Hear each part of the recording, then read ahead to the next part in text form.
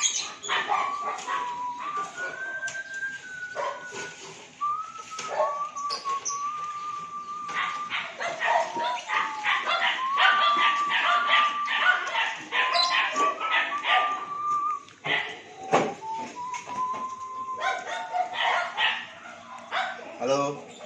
selamat pagi, salam, yang bapak-bapak, ibu, saudara-saudara, anak-anak. Tuhan memberkati kita. Di pagi ini kita berjumpa lagi dalam program Kita Saling Menyapa. Di program Saling Menyapa, kita saling menguatkan, kita saling mendoakan, kita saling menghibur, kita saling menerima inspirasi satu terhadap yang lain. Sudah bersih-bersih rumah hari ini? Nah, inilah habit saya setiap pagi, bersih-bersih rumah, kasih makan binatang, dan juga menyirami pohon-pohon. Hari ini saya ingin berbagi tentang habits atau kebiasaan-kebiasaan.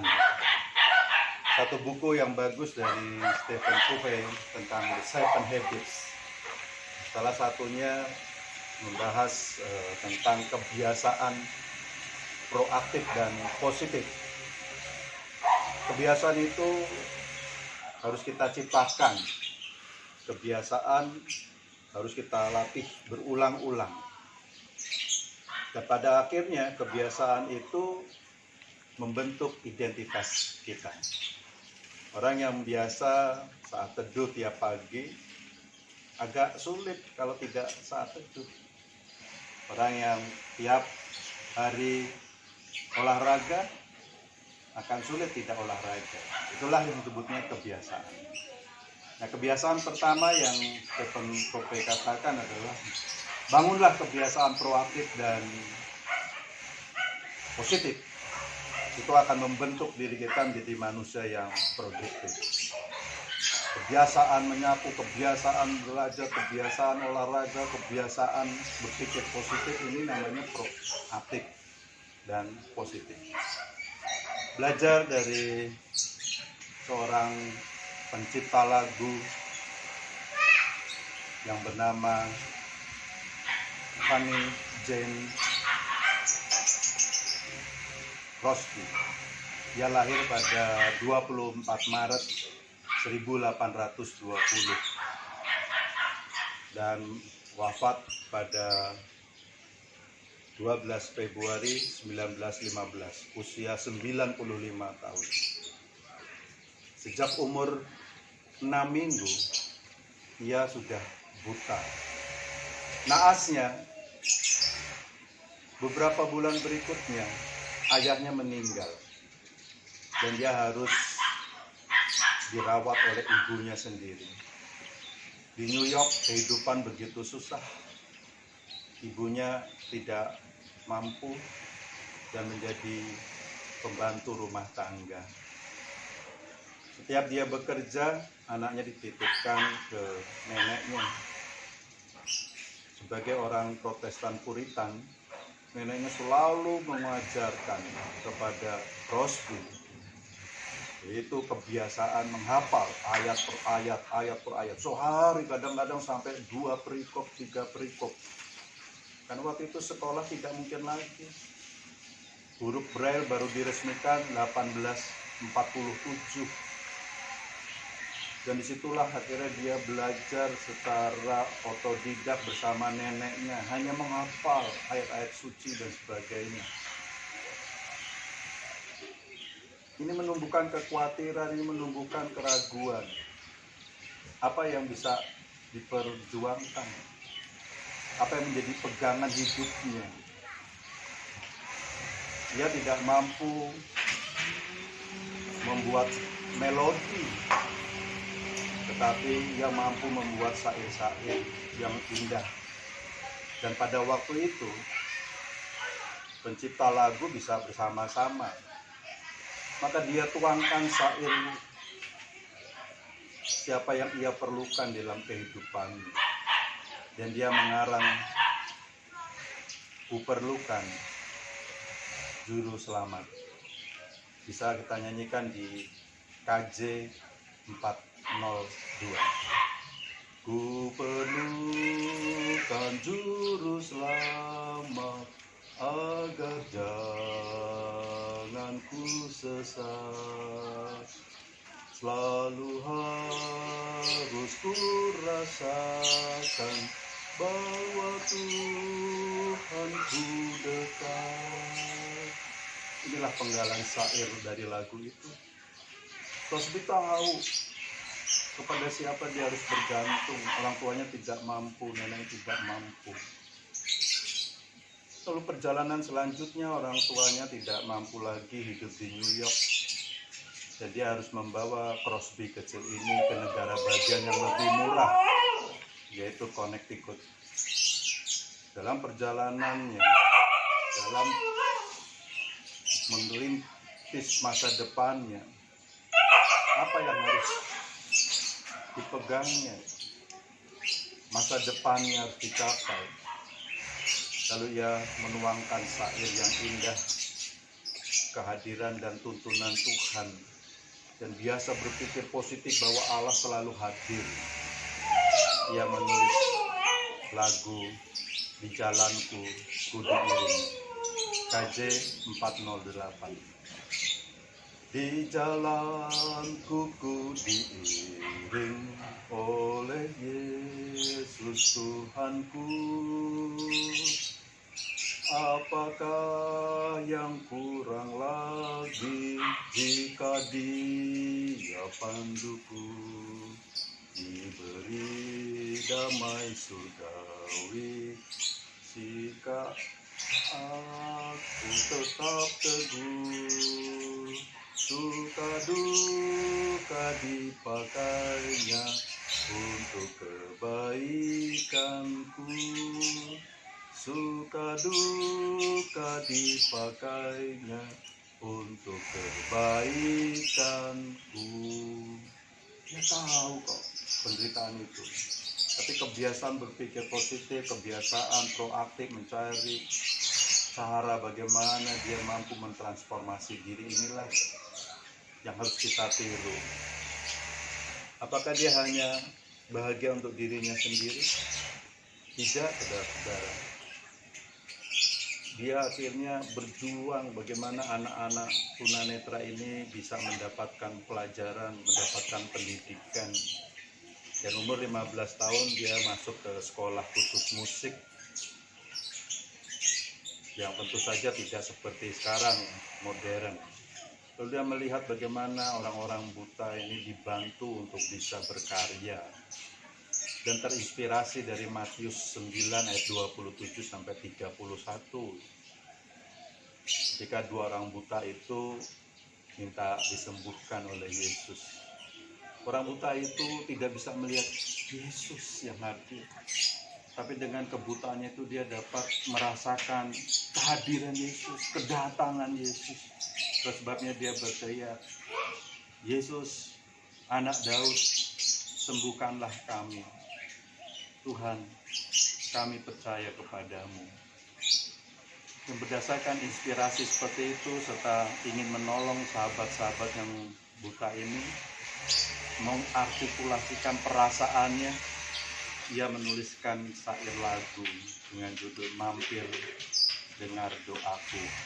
Kita bisa baca di Kidung Jemaat 26.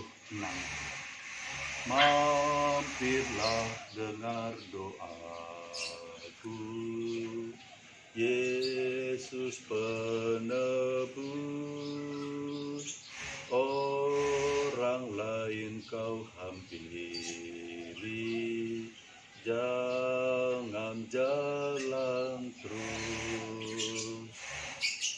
Dan inspirasi ini mendorong Fanny Crosby menuntut pada pemerintah untuk menyediakan dan membangun sekolah yang khusus untuk para tunanetra. Dan akhirnya dia berhasil. Dan di sekolah musik itulah dia bertemu dengan seorang kekasihnya, guru musik juga, seorang tunanetra juga, Alexander. Lalu mereka menikah walaupun usianya tidak lagi muda. Dan akhirnya kedua orang ini mendapatkan anugerah seorang putri bayi. Tapi Tuhan berkehendak lain. Anaknya dipanggil Tuhan untuk kembali menghadap Sang Pencipta. Marahkah dia? Bukankah Tuhan memperhatikan dirinya? Dia sudah berjuang begitu banyak. Tapi karena dia terbiasa proaktif, terbiasa berpikir positif, biasa menghafal ayat-ayat suci itu. Lalu dia menguntai perasaannya, kesedihannya, kepercayaannya. Dengan judul Selamat di Tangan Yesus. Kidung Jemaat 388. Selamat di tangan Yesus, aman pelukannya, dalam teduh kasihnya aku bahagia. Unggahan ini adalah ungkapan batin yang hebat sekali. Mungkin Crosby akan merasakan jika ia harus memelihara. Kedua orang tuanya buta. Anaknya mungkin tidak akan terpelihara dengan baik. Terus sebab dia percaya bahwa anaknya sudah aman dalam dekapan Tuhan. Dan dalam keteduhan kasihnya itulah maka dia bahagia. Perjalanan selanjutnya bukan berarti tanpa duka. Perjalanan selanjutnya dia terus berkarya. Dan dia akhirnya menghasilkan 8.000 karya-karya lagu rohani dan puisi-puisi. Yang puisi terkenal adalah puisi dari seorang wanita yang buta. Maka dia di Amerika dijuluki Ratu Pencipta Lagu-lagu Rohani. Bahkan di autobiografinya, Presiden Amerika Grover Cleveland memberikan kata sambutan di buku yang indah ini. Lalu orang-orang berkata, ya orang buta saja mampu menciptakan 8.000 lagu rohani dan puisi. Apalagi kalau tidak buta. Hebat sekali Crosby. Tapi apa jawab Crosby? Jika aku boleh memilih, aku tetap memilih sebagai wanita buta. Sebab kalau aku mati, wajah pertama yang aku lihat adalah wajah Yesus, Juru Selamatku. Dan situlah ia terus berkarya.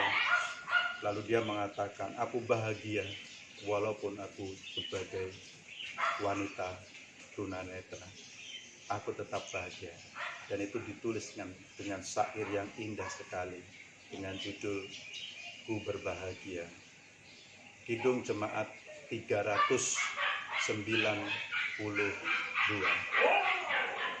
Ku berbahagia, yakin teguh, Yesus abadi kepunyaanku. Aku warisnya, ku ditebus, ciptaan baru, Roh Kudus. Aku bernyanyi bahagia, memuji Yesus selamanya. Aku bernyanyi bahagia, memuji Yesus selamanya. Pasrah sempurna diri hamba dalam Tuhanku, hatiku teduh sambil menyongsong kembalinya. Ku diliputi anugerah, aku bernyanyi bahagia, memuji Yesus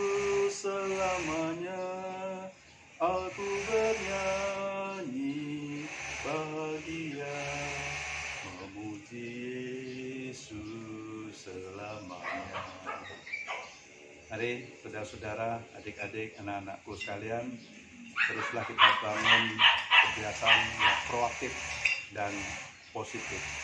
Kita belajar dari Crosby, tunanetra, tidak sekolah formal yang hebat, tetapi mampu mencipta lagu-lagu yang indah, yang menggugah hidup kita.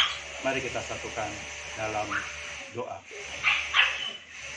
Allah surgawi, tolonglah kami terus berkarya melakukan kebiasaan-kebiasaan yang baik, kebiasaan memuji nama-Mu, kebiasaan memelihara cinta kasih-Mu, kebiasaan menjaga alam semesta ini, kebiasaan untuk selalu mengagungkan nama-Mu yang agung, selalu berkarya bagi kemuliaan nama-Mu.